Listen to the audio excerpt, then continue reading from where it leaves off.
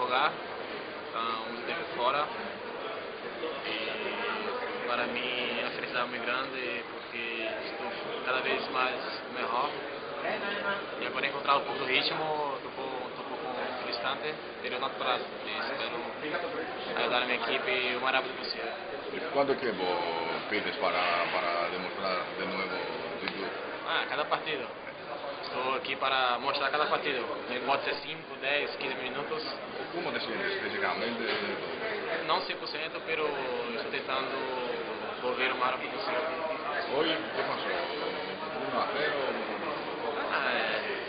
Jogando em casa, todos contra os outros, muito perigoso e todos querem ganhar no Olympiacos dentro de nossa casa e é um campeonato muito duro e cada partida para nós é importante. E hasta agora se querem 9 partidos e temos que encarar cada partido como uma final. Un porcentaje por el título, ¿crees que somos 50, 60% campeones ya? Faltan 9 O momento jornadas. certo para falar, que são quantos por cento. A hora está um pouco distante e está perigoso porque, claro, que estamos a 10 pontos e agora vamos esperar um pouco pelo Panathinaikos. Pero também jogamos com Panathinaikos em casa. Eu creio que esse partido será fundamental para o título.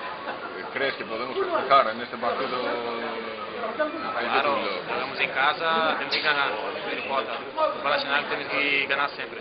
Y ahora hay un partido fuera de casa, en Thessaloniki. Sim, difícil o partido e, como disse, Ares aí dentro desse caso é muito forte. Pero nós outros estamos bem no campeonato, estamos muito seguros e só manter a mesma pressão, a mesma agressividade durante o partido. Se olvidar que estamos jogando fora contra Ares e jogar como se estivesse dentro de casa, assim o nosso jogo. E digo sempre que depende só de nós outros para jogar, para vencer.